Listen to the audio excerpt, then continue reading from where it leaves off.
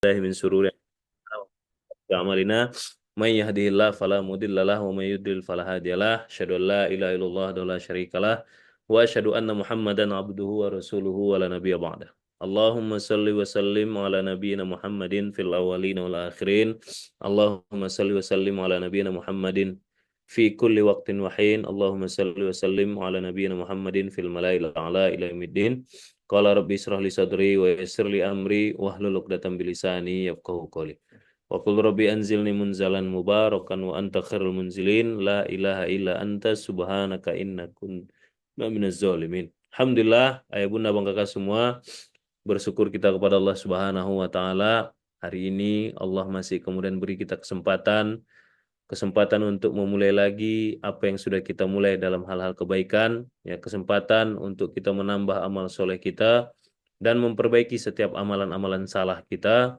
dengan tentunya Allah masih izinkan ya nyawa masih berada di kandung badan, ruh kita masih kemudian berada di kandung badan, terbangun kita masih kemudian berbalutkan cahaya Islam, cahaya iman, cahaya kemudian keistiqomahan, rezeki, ukhuwah, saling mengingatkan. Maka ini bentuk dari kasih sayang Allah kepada kita hari ini, sehingga kita insya Allah terus kemudian dalam naungan ridho dari Allah, terus menambah amal-amal soleh kita dan memperbaiki amal salah kita, sehingga kelak ketika tiba masanya di yaumil mizan, di hari kemudian ditimbang antara amal soleh dan amal salah kita, Allah kemudian perkenankan lebih berat kemudian amalan soleh daripada amalan salah kita. Nah, sehingga itulah hari yang tiada kemudian kebahagiaan selain kebahagiaan hari itu ketika kemudian kita dipersilahkan oleh Allah Subhanahu wa taala melalui malaikatnya untuk masuk ke surganya dan disambut oleh malaikatnya dengan ucapan yang sangat indah, Salamun alaikum bima sabartum. Maka dari itu ya Bunda Bang Kakak semua, ucapan alhamdulillah pun itu perlu penuh dengan kesabaran karena alhamdulillah itu kalau lagi senang gampang ngucapinnya, tapi kalau semuanya tidak berjalan seperti yang diinginkan, nah itu cukup menantang untuk dilafazkan. Maka latihan kita dengan senantiasa memperbanyak kalimat la alhamdulillahirabbil alamin. Selanjutnya selawat beriringkan salam kepada baginda Rasulullah Sallallahu Alaihi Wasallam. Salawat yang kemudian insya Allah menjadi wasilah buat kita agar kemudian makin tumbuh cinta dalam hati kita, cinta kepada sang baginda Rasulullah Sallallahu Alaihi Wasallam, yang mana kemudian cinta itu kita harapkan berbuahkan rindu, dan cinta dan rindu inilah yang kemudian menjadi bekal kita di akhir zaman ini, di zaman yang penuh dengan fitnah ini, untuk kemudian kita tetap menjadi orang-orang yang berada di barisan ya umat baginda Rasulullah SAW yang setia kepada risalahnya walaupun kemudian berat memikulnya, bahkan dikatakan dalam hadis sahih akan tiba masa ya kan uh, di mana umatku menjalankan apa yang sudah kucontohkan, menjalankan risalahku, menjalankan sunnahku, itu bagaikan memegang bara api. Memegang bara api. Ada yang udah pernah megang bara api? Ada? Yang mungkin lulusan-lulusan debus gitu, ada? Hmm. Doni, gimana? Di Banten ya? Oh, konon di Banten sarapannya apa dong? Oh, paku katanya. Ada yang udah pernah megang bara api? Nah, saya rasa jangankan megang ya, kesentuh aja langsung refleks ngapain? Menghindar. Nah, gitu, saking panasnya, saking nggak tahannya, apalagi kemudian dipegang. Nah, begitulah kemudian baginda Rasulullah SAW menggambarkan pada akan tiba masa, kata Rasul, di mana umatku ketika mereka mau mengamalkan sunnahku, mengamalkan apa yang aku contohkan, itu beratnya minta ampun, bagaikan memegang bara api. Nah, makanya hari ini tidak heran, susah untuk mengamalkan sunnah baginda Rasulullah Sallallahu Alaihi Wasallam. Maka kalau kita hari ini masih kemudian bisa dan sanggup menjalankan sedikit demi sedikit, berbahagialah kita karena Allah pilih kita kuat. Berarti kan kuat kan kita nih, ya kan? Karena pengibaratannya tadi bagaikan megang bara. Ah, berarti kalau orang yang sanggup hari ini menjalankan sunnah baginda Rasulullah SAW, berarti levelnya udah seolah-olah dia sanggup memegang bara api. Balik lagi, berarti pedih kan? Pedih. Ah, makanya Balik lagi kan, kalau memang kita rasa hari ini kita pedih karena memegang sunnah baginda Rasulullah SAW, berarti kita sudah benar jalannya insya Allah. Ya, tapi kalau kemudian masih santai aja, kayak nggak ada berat-beratnya, nggak ada ininya, pedih-pedihnya, jangan-jangan kita salah jalan, ya kan? Nah, karena Rasulullah SAW bersabda juga di hadis yang lain sama-sama sahih, ya kan? Agama ini datang dalam keadaan gorib, asing. Ya, agama ini, Islam ini datang dalam kondisi asing, dalam kondisi aneh. Ketika kemudian Islam turun di Jazirah Makkah, di Jazirah Arab, di Mekah, di tengah-tengah, kemudian disebutkan zaman itu jahiliyah, begitu. Tiba kemudian ajaran Islam, aneh nggak? Aneh. Abu Jahal dan kawan-kawan melihatnya dulu aneh, asing. Apa ini? Apa pula ajaran begini? Nah, gitu lah kira-kira. Nah, maka Rasul sudah memprediksi itu juga. Apa namanya, agama ini datang dalam kondisi asing, maka kemudian kelak akan kembali asing. Maka mereka-mereka yang tetap teguh dalam keasingan itu dipanggil dengan, disebut dengan guroba. Pernah dengar generasi guroba? Ada itu lagunya, generasi guroba. Nah, para jihadis-jihadis itu hafal tuh lagu itu. Guroba itu apa? Orang-orang terasing, orang-orang yang dianggap hari ini aneh, ya kan? Hari ini ada kemudian anak usia 17 habis SMA baru masuk pondok, itu aneh. Orang-orang kayak kalian tuh kan aneh. Orang tuh kalau mau pondok tahfizul Quran itu biasanya SMP SMA, kalau nggak dari SD lah, SMP SMA kan gitu. Ini baru tamat SMA baru masuk pondok, aneh, aneh. Hari ini ada kemudian anak-anak di usia usia remaja, ya kan, usia-usia puber gitu, terus masuk ke asrama, aneh. Hari ini ada kemudian anak-anak anak-anak muda yang nggak sibuk goyang-goyang di TikTok, tapi sibuknya kemudian menutup aurat, belajar agama, aneh, ya kan? Hmm, ya. Hari ini ya ayah sama Abi kan juga sempat dibilang aneh. Ini kok pebisnis ngurus masjid, aneh, ya aneh kalau sekarang. Tapi kalau dulu aneh nggak? Enggak. Dulu Abu Bakar ngurus masjid nggak aneh, padahal pebisnis. Dulu Utsman bin Affan ngurus masjid nggak aneh, padahal pebisnis sandal. Ya kan? Tapi ketika sekarang dipraktekkan, aneh katanya. Ya kan? Dipanggilnya apa? Roy Bidoh katanya. Ini kan bukan lulusan Kairo, orang pebisnis kok ngurus masjid. Roy Bidoh, nggak tahu agama, ngomong agama. Katanya begitu. Tapi kalau karena kita tahu akan tiba memang masanya, aneh kembali, enggak apa-apa. Maka berbahagialah ketika hari ini antum dikatakan aneh gara-gara kemudian mencontoh baginda Rasulullah Sallallahu Alaihi Wasallam. Akan tiba masanya orang yang hari ini memelihara jenggot dibilang aneh, wih aneh. Akan tiba masanya orang yang pakai gamis dibilang aneh, gitu. Ayah pernah nonton bioskop sama bunda pakai gamis, ya. Ya udahlah pakai gamis aja, ya kan. Sama halnya ketika ayah dulu nonton ke bioskop sama santri akhwat, nggak ayah sendiri ya, ada ayah bunda, ada bunda. Ya, nanti salah paham pula. Ada bunda dan anak-anak santri akhwat. Waktu itu anak santri akhwat pakai cadar. Orang ngeliat ayah, aneh, ya kan? Sampai ditanya santri akhwat, itu benar ayah kalian? Gitu, aneh.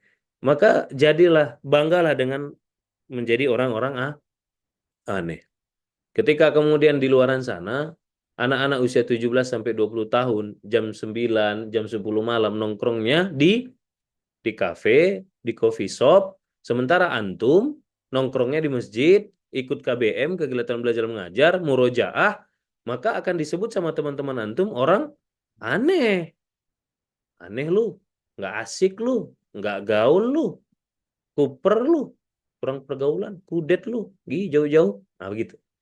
Pasti aneh. Nah, maka apa yang kemudian menguatkan kita agar kemudian nggak baper dibilang aneh, ya, agar kemudian kuat memegang bara api sunnah itu, gitu ya kan, diibaratkan seperti itu oleh baginda Rasulullah SAW, maka modalnya adalah dengan adanya cinta dan rindu kepada sang baginda Rasulullah SAW. Maka cinta itu kita tumbuhkan dari apa? Dari banyak-banyak bersolat, bersolawat kepada baginda Rasulullah Sallallahu Alaihi Wasallam. Baik, ayah bunda bang kakak semua. Kita lanjutkan kajian satu doa kita. Ya, kemarin Nabi ngebahas apa? Kematian. Kematian. Ah, masya Allah. Nah, dan innalillahi wa inna ilaihi rajiun. Pagi ini kita juga kembali mendengar kabar duka ya. Berpulang ke rahmatullah almarhumah ibunda dari Bening ya. Bening Harum, Ananda angkatan kelima ya. Camaba angkatan kelima yang baru selesai ospek dari asal Sumatera Utara. Nah, tadi pagi, tadi dini hari kabarnya kita terima. Nah, sekarang Ananda sedang balik ke Sumatera Utara. Kita doakan kemudian mudah-mudahan almarhumah di penghujung hayatnya ditutup oleh Allah Subhanahu Wa Taala dengan husnul khotimah. Amin. Dan yang paling penting tentunya diterima segala amal ibadahnya di sisi Allah Subhanahu Wa Taala dan diampunkan segala kesalahannya, dosa dan salahnya. Dan ditempatkan di tempat terbaik oleh Allah Subhanahu Wa Taala, dijadikan kemudian kuburnya menjadi taman-taman surga, Rodotul Miriadil Jannah, dan kemudian dijauhkan dari siksa api neraka. Dan mudah-mudahan keluarga yang ditinggalkan diberikan kesabaran, diberikan ketabahan, dan diberikan imbalan kemudian dari sabar dan tabahnya, dan insya Allah kelak kemudian kembali berkumpul di surganya Allah Subhanahu Wa Taala. Amin amin ya robbal alamin.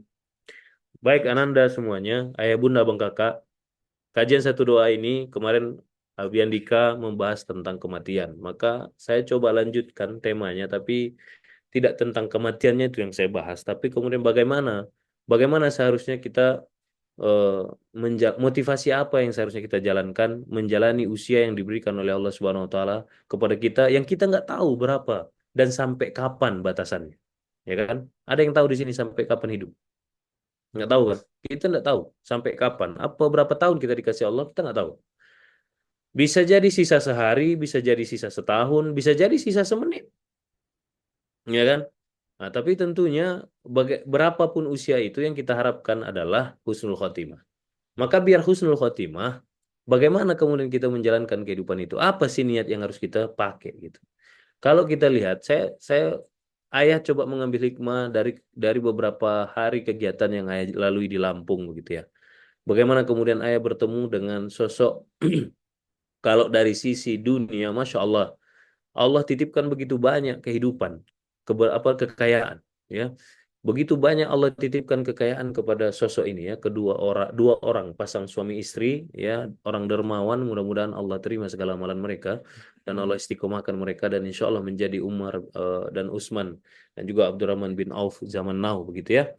Tapi ketika kemudian ngobrol dengan bapak dan ibu ini, orang-orang yang senior secara usia, maka yang keluar dari mulut mereka ketika membahas tentang masjid, ketika ngebahas tentang apa yang sedang kita kerjasamakan dan seterusnya, eh, apa ya, fokusnya mereka itu di usia senjanya, di usia seniornya begitu, fokusnya mereka itu udah tidak lain dan tidak bukan adalah kemudian bagaimana kemudian menyiapkan kematian, bagaimana kemudian menyiapkan bekal di akhir. Bahkan di bulan Oktober ini mereka ikut nanti di Bogor ada namanya sekolah Husnul Khotimah. Bukan sekolah sih, kayak daurah gitulah. Daurah 3 hari 2 malam gitu kan. Daurah Husnul Khotimah begitu kan. Dan sampai dibilang Pak Ustadz nanti nanti setelah selesai nanti saya kirim fotonya sama Pak Ustadz. Nanti kita bikin di Lampung ya. Nah, Insya Allah Bu, saya bilang nanti kita bikin. Tapi intinya sampai segitunya, ya kan? Apa ya hikmah yang saya mau ambil? Lihatlah teman-teman semua, lihatlah Ananda semua. Mari Bapak Ibu semua kita pikirkan dari usia muda sampai akhirnya Bapak Ibu itu dikasih usia panjang sama Allah Subhanahu wa taala, mereka kemudian Allah kemudian izinkan untuk menjadi sosok yang pekerja keras. Sosok yang kemudian pekerja giat, ulet gitu ya. Dan juga sekolahnya juga rajin, sekolahnya sampai tinggi-tinggi begitu. Ya kan sampai kemudian akhirnya Allah berikan ke mereka titipkan kekayaan. Allah berkahi mereka dengan kekayaan. Kenapa saya bilang berkah kekayaannya? Karena begitu banyak kebaikan yang mereka buat. Mereka bangun masjid, mereka ini dan seterusnya. Makanya saya bilang ini kayaknya berkah. Tapi poin yang saya mau ambil adalah di puncak kemudian, di puncak kekayaan mereka, di puncak kuasa mereka, karena mereka berkuasa, kayaknya hampir mendekati 1000 mungkin belum lah, tapi kayaknya hampir juga 1000-an kayaknya mereka punya karyawan gitu. Artinya kan orang-orang yang punya kuasa kan. Saya melihat ketika meeting di salah satu rumah sakit mereka dan rumah sakit terbesar di Lampung itu, bagaimana kemudian semuanya hormat sama mereka. Bahkan ketika mau pergi kita makan siang itu diantar gitu ya. Diantar sama resepsionisnya sama semuanya diantar. Udah pergi baru mereka balik lagi. Saya intip, kita udah balik baru balik masuk ke kantor karyawan-karyawannya. Begitu dimuliakan, kuasa mereka punya, kaya harta, kaya kuasa mereka punya, ya kan? Tapi di saat puncaknya itu, apa yang mereka pikirkan? Apa yang mereka pikirkan? Bekal bekal akhirat, ya kan? Pada akhirnya, mau kemana pun kau ngejar dunia, mau level apapun yang kau kejar di dunia ini, Gofur cuci muka. Mau level apapun yang kau kejar di dunia ini, baik dari level kekayaan ataupun dari level kekuasaan, pada akhirnya kita itu akan tiba masanya khawatir dan mempersiapkan kematian. Ujung-ujungnya nyiapin mati kan? Ujung-ujungnya mikirin bekal akhirat kan? Iya kan? Kalau memang ujung-ujungnya mikirin bekal akhirat, kenapa nggak dari sekarang kita pikirkan? Benar nggak kira-kira? Kenapa nggak dari sekarang kita sibuk mikirkan itu? Iya kalau kita dititipin kekayaan seperti iya kalau kita dititipin usia panjang seperti bapak dan ibu itu. Iya kalau kemudian kita dikasih usia keberkahan seperti bapak itu. Bapak ibu itu dikasih kemudian kesempatan sama Allah mencapai puncak karirnya, puncak titipan kekayaan yang Allah kasih kepada mereka di dunia, puncak usia yang begitu panjang, maka kemudian sampai masih sempat mereka di ujung kemudian itu sibuk sekarang mikirkan akhirat. Itu mereka. Ada yang jamin nggak? Ada yang jamin nggak Bapak Ibu yang hari ini sibuk bisnis? Bapak Ibu yang hari ini sibuk bisnis, ada yang jamin nggak bakal kaya? Ada yang jamin? Nggak bakal. Bapak Ibu yang hari ini jumpalitan, jungkir balik, pergi pagi, pulang pagi, nyari duit. Ada jaminan nggak dapat duit? Nggak ada kan? Yang hari ini kemudian sibuk sana sini, kemudian untuk dapatkan kekuasaan, ada jaminan nggak dapat kuasa? Nggak ada kan? Iya kan? Nggak ada. Ya udah, jadi nggak usah kemudian kalau orang atau sosok tadi yang kemudian Allah kasih saja pada ujungnya mereka mikirkan mati, kenapa kita harus nunggu kemudian kaya dulu, harus nunggu punya kuasa dulu, harus nunggu tua dulu, baru kemudian mikirkan mati. Karena kaya belum pasti, kuasa belum tentu, ya kan? Tua juga belum tentu. Yang pasti itu mati, ya kan? Itulah kenapa kemudian ayah ya, tadi malam kan dikumpulkan Spartan. Ayah marah besar dengan kelalaian yang dilakukan kembali oleh anak-anak santri. Kenapa sih di usia kalian muda itu nampaknya ayah ndak kasih kesempatan untuk lalai, ndak ayah kasih toleransi untuk leha-leha, ndak ayah kasih toleransi kemudian untuk ya udahlah nanti-nanti kan masih muda. Karena tadi mati itu pasti kau belum tentu jadi tua. Kau belum tentu punya kesempatan selama selama itu. Kalaupun kau punya kesempatan selama itu, kalaupun kau punya kesempatan dikasih kaya sama Allah, udah ada contohnya. Orang yang kaya pun, orang yang kemudian dikasih usia sampai usia senja pun, pada ujungnya mikirkan mati. Lah mereka aja pada ujungnya mikirkan mati. Lah kenapa kita kemudian nggak mikirkan mati dari sekarang kalau gitu? Betul? Dan pada akhirnya Anda semua lebih mudah mendapatkan dunia itu ketika kita lebih sering mikirkan mati. Gimana ceritanya ya? Kita mikirkan mati tapi dunia itu makin dapat. Bukankah kemudian baginda Rasulullah SAW dalam hadis sahih yang diriwayatkan Imam Tirmizi, apa kata Rasulullah SAW? Kalaulah kemudian, ya oke, kalaulah kemudian dunia ini berharga di mata Allah, bahkan sampai seberat sayap nyamuk saja harganya, oke, saya ulang ya, saya ulang. Kalian harus paham nih, redaksi. Kalaulah, kata Rasul, dunia ini begitu berharga di mata Allah, senilai seberat sayap nyamuk aja nilainya di mata Allah, ya kan? Sayap nyamuk itu berharga nggak sih? Hah? Sayap nyamuk itu berat nggak sih? Tapi kata Rasul, senilai atau seberat sayap nyamuk aja nilai dunia ini di mata Allah. Segitu aja Allah menilai dunia ini, maka Allah tidak akan berkenan mengizinkan memberikan makan rezeki kepada orang-orang kafir. Apa artinya itu? Apa artinya itu? Apa arti redaksi ini? Redaksi hadis ini. Paham enggak? Kalaulah kemudian, kalau seandainya dunia itu begitu berharganya di mata Allah, seberat nyamuk aja, seberat sayap nyamuk aja harganya, nilainya di mata Allah, maka Allah tidak akan rela dan ridho memberikan rezeki, memberikan makan, memberikan kemudian kesempatan hidup, memberikan kemudian harta dunia kepada orang-orang kafir. Apa artinya? Artinya, dunia di mata Allah setidak berharga itu. Sampai-sampai kemudian orang kafir, orang yang mendustakan Allah, orang yang mengingkari Allah, orang yang tidak mengakui Allah pun tetap Allah kasih dunia. Saking tak berharganya buat Allah. Gitu loh. Saking tak berharganya buat Allah. Saking hinanya buat Allah dunia itu. Orang kafir tuh, orang yang kemudian bermaksiat aja tetap dikasih nafas sama Allah gitu. Karena buat Allah nggak ada harganya itu dah. Kasihlah gitu.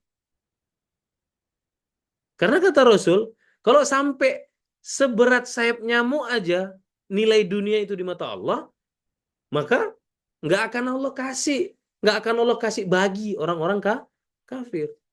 Berarti sampai seberat sayap nyamuk pun nggak dinilai sama Allah dunia itu. Oke? Maka dunia itu yang dimaksud itu apa ya? Kesenangan bermaksiat, lawannya apa? Kepedihan dalam taat. Ngantuk itu dunia. Ya kan? Ngantuk ketika sholat itu dunia. Ngantuk ketika ngaji itu dunia. Jangan kau kira dunia itu harta saja. Nah, kalah kau sama ngantuk waktu sholat, berarti kau mengutamakan dunia. Lebih kau pilih tidur daripada ngaji, berarti kau lebih milih dunia gitu loh. Yang padahal itu hina di hadapan Allah. Oke? Makanya ayat itu tidak kasih kalian leha-leha. Nah, di hadis yang lain, yang sahih diriwayatkan oleh Imam Ahmad, apa bunyinya? Ya kan? Apa bunyinya? Barang siapa? Ya, barang siapa yang aktivitas sehari-harinya, ya kan? Yang aktivitas sehari-harinya tujuannya, niatnya, patokannya, standarnya adalah standar akhirat, oke? Tujuannya adalah akhirat, standarnya adalah akhirat, begitu? Patokannya adalah akhirat, bukan mentok di dunia. Maka apa yang terjadi buat mereka-mereka ini? Maka kemudian kata Rasulullah SAW, Allah akan kumpulkan urusannya, akan Allah mudahkan urusannya di dunia. Oke? Allah akan mudahkan urusannya di dunia dan Allah akan datangkan dunia di hadapannya dalam kondisi hina. Oke? Allah akan datangkan dunia itu, perkara dunia itu di hadapannya dalam kondisi hina. Dunia itu akan ngejar-ngejar dia. Semakin dia tolak, semakin datang. Semakin dia tidak pikirkan, semakin datang dunia itu. Oke. Tapi kata Rasul, kebalikannya, barang siapa yang hidupnya di dunia ini niatnya cuma untuk perkara dunia saja, ya, ukurannya ukuran dunia saja, enggak kemudian pakai ukuran akhirat, maka Allah akan cerai beraikan urusannya di dunia. Allah akan cerai beraikan perkara dia di dunia. Allah akan porak-porandakan urusannya di dunia. Dan Allah akan kemudian nampakkan di pelupuk matanya kefakiran itu. Ya kan? Jadi Allah akan nampakkan di pelupuk matanya apa? Kefakiran, kemiskinan, kegagalan. Dan Allah cuma akan kasih dia bagiannya di dunia saja tanpa kemudian ada balasannya di akhirat. Itulah janji Rasul. Maka ayah bunda bang kakak semua, ananda para santri semuanya, teman-teman dari SPA. Itulah kenapa yang sering kita bawelkan itu kepada antum semuanya adalah perkara ketaatannya. Ya kan? Urusan-urusan KPI yang dilihat sama antum, yang selalu dibawelin itu adalah KPI akhiratnya. Kenapa? Karena kita yakin betul ketika KPI akhiratnya yang kau bereskan, maka janji Rasul itu tak pernah salah. Wa ma yantiku ila yuha di surat Al-An'am. Di surat An-Namal. Eh, iya. Wa ma yantiku illa yuha. Rasul itu tidak kemudian berbicara kecuali melainkan itu adalah wahyu, kebenaran gitu. Apa janji Rasul ya tadi? Kalau kita amankan perkara akhirat kita, maka urusan dunia kita di disatukan, dibereskan. Oh, surat An-Najm ya, surat An-Najm. Wa ma yantiku illa yuha. Makasih Bu ya Jebri. Ya kan? Maka urusan perkara dunia kita dibereskan sama Allah, dikumpulkan sama Allah. Ini urusan kita di dunia ini banyak nggak? Banyak. Bahasanya, redaksinya di sini dikumpulkan. Nah, kalau urusan banyak itu dikumpulkan, jadi mudah nggak? Jadi mudah nggak? Kalau urusan tah di mana-mana itu jadi disatukan, dikumpulkan, jadi mudah? Jadi mudah. Itu loh gambarannya. Dikasih beres sama Allah. Tapi kalau kita baliknya, ya kan? Kita balik kemudian kita jaga itu cuma perkara dunia saja, ya kan? Tapi kemudian ketaatannya kita tidak jaga, maka sebaliknya Allah akan cerai beraikan urusan kita. Makanya saya bilang, semakin kita mengandalkan diri kita untuk menentukan nasib kita, maka nasib kita semakin tak menentu. Ingat ya. Semakin kita mencoba mengandalkan diri kita untuk menentukan nasib kita, maka nasib kita akan semakin tak menentu. Tapi semakin kita serahkan kepada Allah nasib kita, semakin menentulah nasib kita tuh. Ya kan?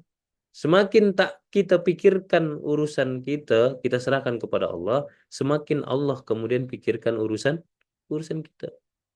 Semakin beres, begitu janjinya. Itulah kenapa sering saya bilang, saya itu lebih milih orang taat daripada orang pinter. Ada orang pinter, tapi bangkang, susah diatur, ngajinya bagus, makharijul hurufnya mantap, hafal Al-Quran. Kalau jadi imam mendayu-dayu, tapi pembangkang, pecat. Dengar ya Bu Yanwar, ya kan?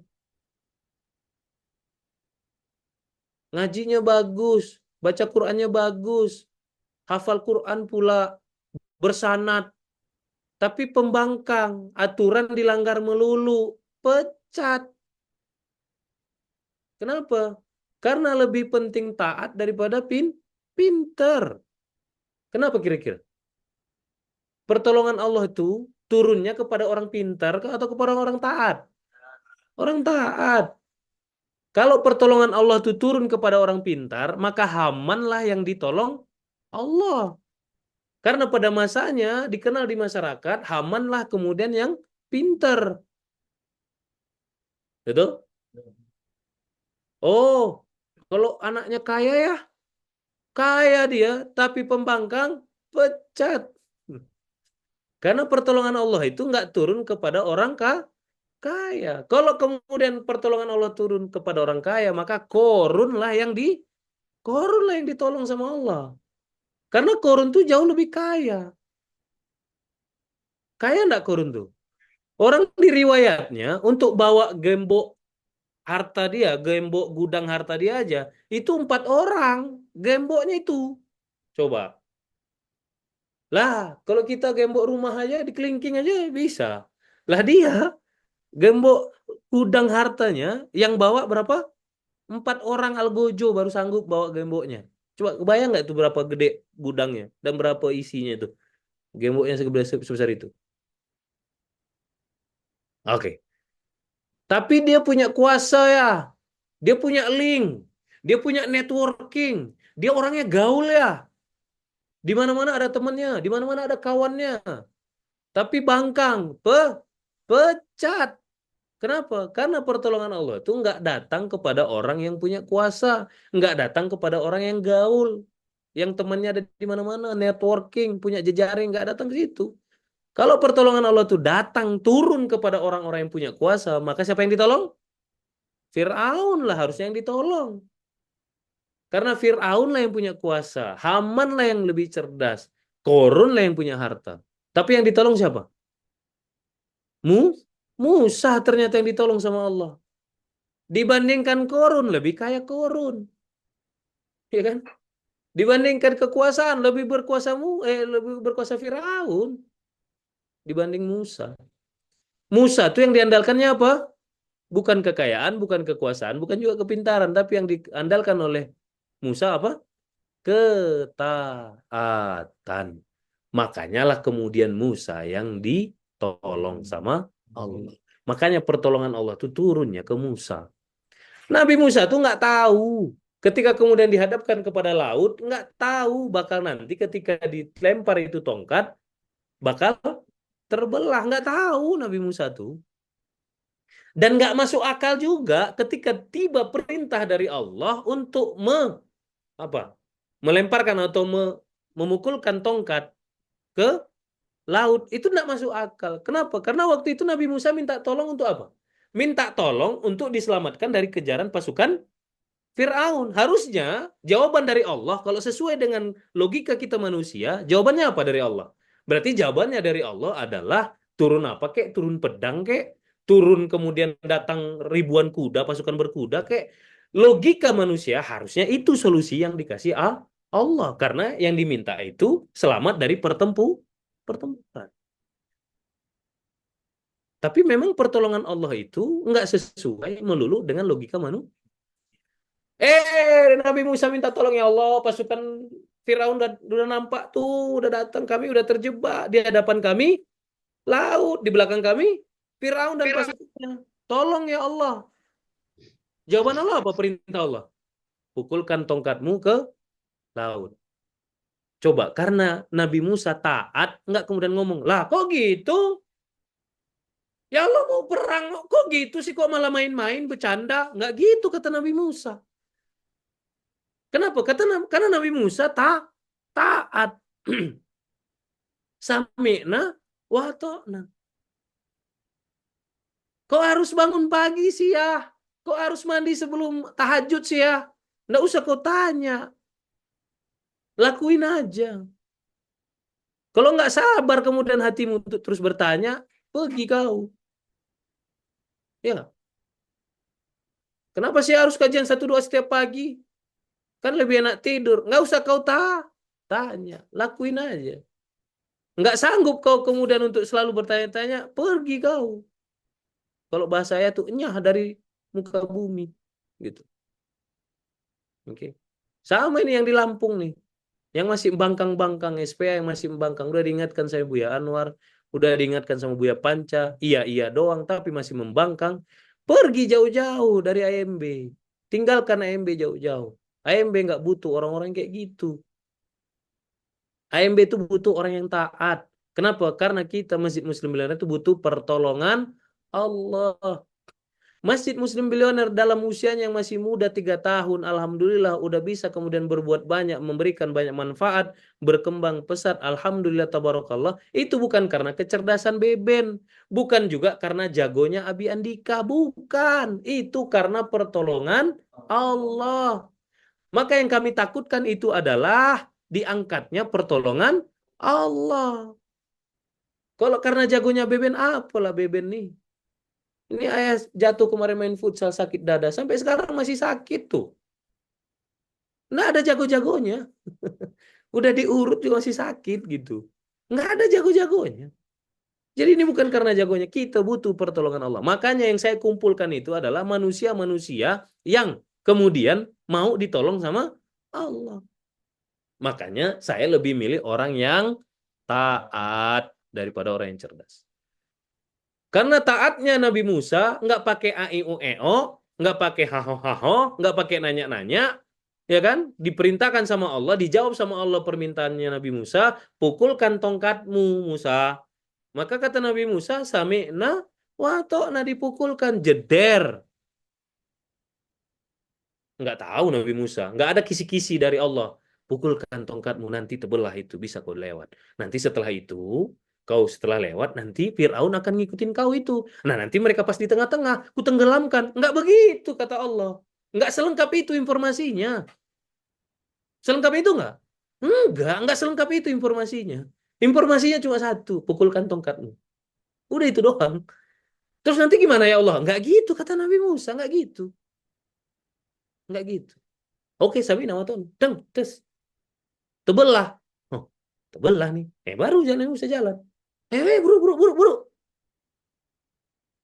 Begitu nyampe di ujung, Firaun ikut, Firaun di tengah-tengah, jeder, tenggelam, jadikan teri. Disitulah kemudian Nabi Musa baru bersyukur.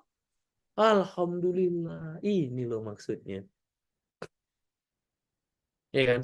Tapi kan perlu taat dulu. Terus perlu ngelakuin dulu. Sama. Perlu kemudian Nabi Musa ragu nggak ketika lewat tuh? Ada keraguan ketika lewat. Ini benar nih lewat nih. Nanti pas di tengah-tengah tenggelam gimana? Ini benar nih. Ragu. Tapi tetap jalan nggak? Tetap jalan. Sama Ananda semua. Ente mungkin hari ini bertanya-tanya. Teman-teman Avenger. Antum mungkin hari ini bertanya-tanya. Kok gini amat sih dipimpin di Masjid Muslim Bilioner nih? Ya kan?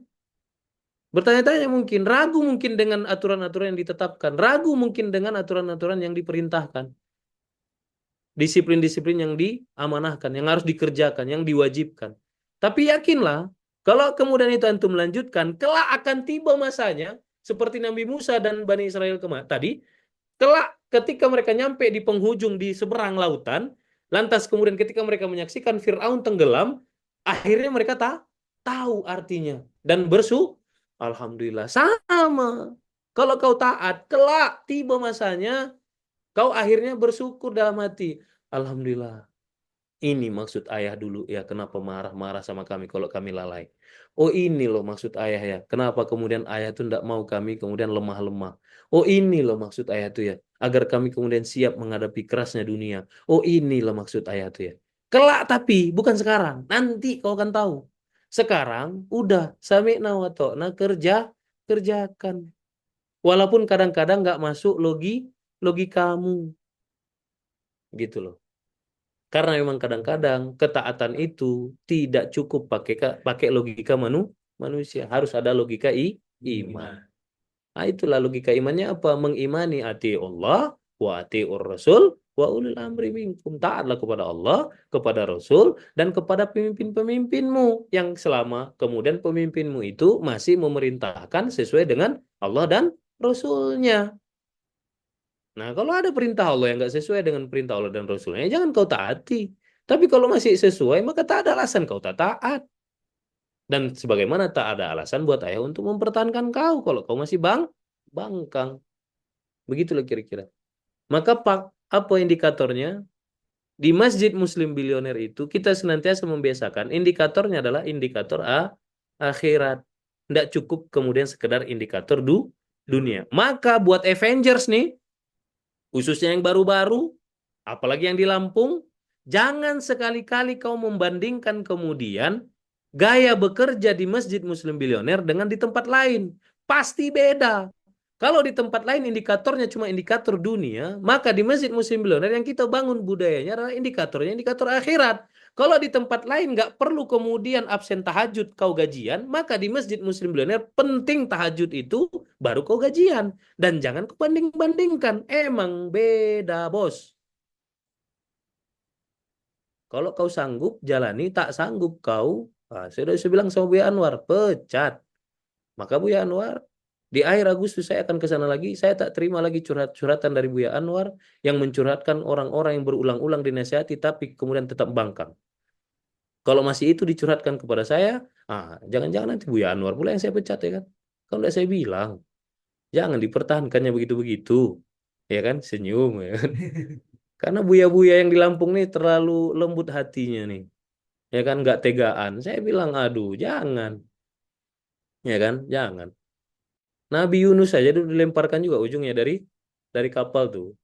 Ya kan? Nabi loh itu.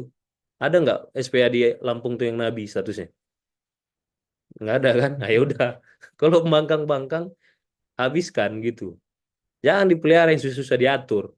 Yang jadi racun, yang jadi toksik. Kasihan yang lain yang udah mau taat. Kasihan yang lain yang udah mau kemudian ngikut. rusak gara-gara satu dua orang yang masih bangkang sok-sok jago, sok merasa penting gitu. Ya, nah begitu ya Bunda Mangkasum. Kok pagi ini ayah ngegas? Nggak ngegas, emang begini gayanya. Tapi rasanya agak membara ya. Iya, biar menyala aja. Ya kan, biar menyala aja. Karena lumayan banyak ini wali murid kan, biar tahu, oh begitu ya. Gitu. Sehingga nanti kalau anaknya ngadu, udahlah, kau dengarkan aja. Kan mama dulu dengar itu kajian satu doa. Baik maksud ayahmu itu. Kan gitu paling tidak. Ya kan? Ada tujuan lainnya begitu. Ya, baik. Ayo Bunda kakak semua, udah setengah tujuh. Seperti biasa, mim. Nanti lanjutkan mim online saja ya. Nah, begitu ya Bunda kakak semua. Mudah-mudahan, ayolah. Ya, yang ananda-ananda, kuatkan dirimu. Yang ibu-ibu, bapak-bapak, kuatkan anaknya dan kuatkan juga hati ibu. Ya, yang SPA sama kawan-kawan, kuatkan dirimu. Karena tadi, ya kan, pada ujungnya kita akan memikirkan bekal kita kemudian nanti di akhir. Maka pastikan setiap aktivitas kita itu terkonversi menjadi nilai ibadah dan nilai ketaatan di hadapan Allah Subhanahu wa taala.